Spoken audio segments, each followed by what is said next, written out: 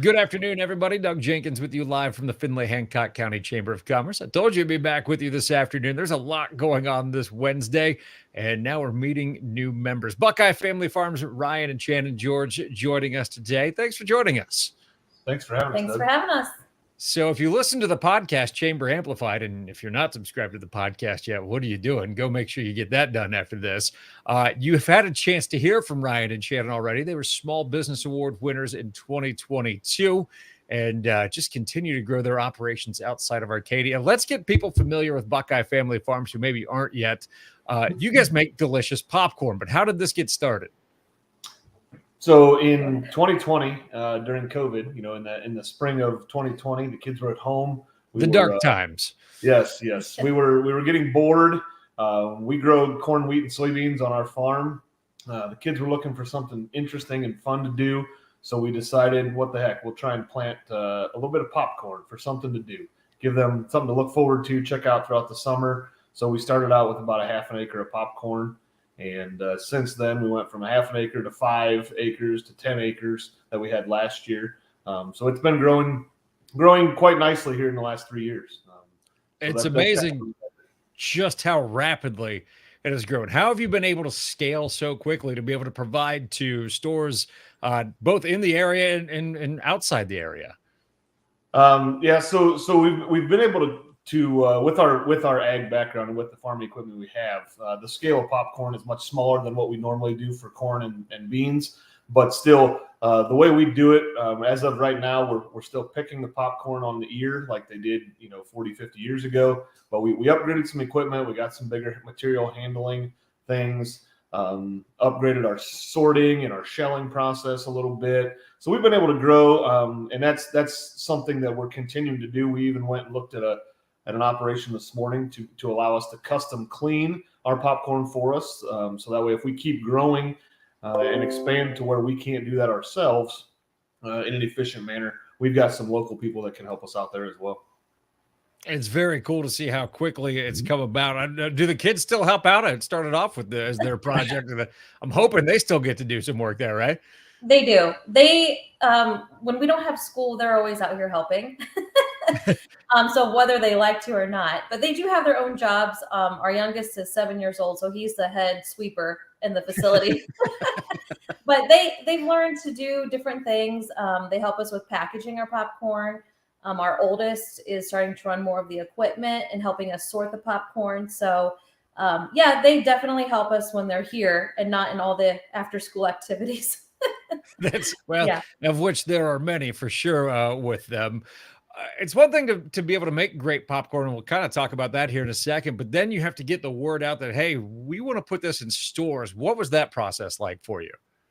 Well, actually, our first customer that had reached out to me directly was Jody Anderson at Rhubarb. Mm-hmm. And she happened to see on Facebook a post that we had popcorn available, and she asked if we could wholesale it. And we're like, absolutely. And that kind of started the process with getting into the local stores. So to get into the stores, we've just have met with different managers, and they've been really accepting of us. Mm-hmm. There's a big push to go local, mm-hmm. and they want to put local stuff on their shelves. So we've had a really good feedback from here in Hancock County, but also expanding into other counties as we're growing as well. So when and let's talk a little bit about where else you're located. Certainly it started at Rhubarb, but where are some other places where people can find your popcorn? Yeah, so here in Findlay, we're at Brinkman's. We're in Beach Brothers, Rhubarb with Jody, Legacy Lawn and Pet, and in Arlington, Herdwell is mm-hmm. an awesome their shop down there. They carry a lot of local products. So we're down in Herdwell, Arcadia Superette, in Arcadia, obviously, and in Hancock County. So, and we're also expanding into our concession stand area. We provide pop for some local schools right now. And if you're ever at the Cube in the Marathon Field Diamonds, if you purchase some popcorn there, you will actually be eating our popcorn. So they have decided to go with us to provide their popcorn for them, which is great. So There you go. When you're out there for tournaments, probably already starting now. I think baseball is going on right now, but all through the summer, you'll be able to get Buckeye Family Farms popcorn at the Cube at the concession stand. That'll be awesome. But all of this doesn't happen if you don't have a good product. I swear by it. It's my favorite popcorn already. That's not just because they're members. I got this before you guys joined, and I was super excited to get it in a Christmas gift basket last year. How do you get the quality? Like, I was at a Columbus Crew game over the weekend. Love Columbus Crew games.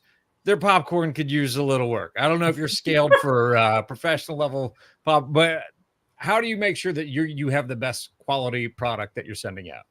Being a small producer at this point, we're small potatoes in the grand scheme of the popcorn world. We are able to provide that product fairly quickly. Some of that popcorn you might get might sit on a shelf for a year or two before it actually makes it to the final consumer, before it gets processed. And a lot of our stuff is we try and get it as fresh as possible. We're working through our popcorn right now. Was harvested in 2022, in November, at the end of November, when we were able to finally finish up. So we're sorting that and packaging it and cleaning it and processing it. So, if you get popcorn throughout this year or even the first part of next year, it's going to be less than a year old as far as sitting around in a package. It's not going to be real stale stuff. But as far as the quality goes, we try and, at this point right now, we're doing a lot of hand sorting. It's a pretty labor intensive process, but we're able to get you the best product by doing that extra step, doing the hand sorting, making sure we've got, the best stuff we can do for you. That's all very good. It's available in local stores. What are the goals going forward? It's all come together so quickly. I have to imagine there's still some lofty goals out there, though. Yeah, we're obviously looking to expand into more stores, more vendors in our area, directly in Hancock County.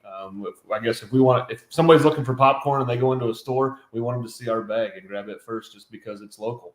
The Buckeye State, we're both Ohio State alumni, so we kind of played on the Buckeye name there too, trying to get it as local as possible. But, to expand our concession stand business, that helps a lot too. It's nice to sell 1 and 2 pound packages like you see on a grocery store, but moving 50-pound bags in large quantity is also pretty cool too. You can take a pallet of popcorn to somebody and drop it off. That's a pretty cool feeling. Imagine it feels pretty worthwhile, and you'll sell to Michigan fans too, though, right? We will. Not that I'm one. All right. I mean, I don't approve of it or anything, but I just want to make sure that's an option for them. If people want to learn more about Buckeye Family Farms, where can they go? You can go to our website at buckeyefamilyfarms.com or to our Facebook page.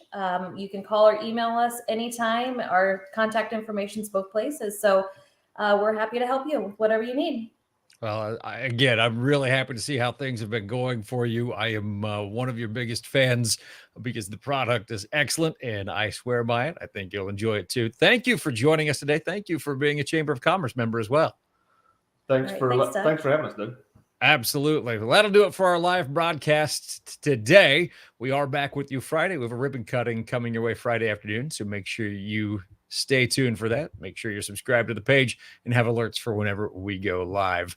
For Ryan and Shannon, I'm Doug Jenkins with the Findlay Hancock County Chamber of Commerce.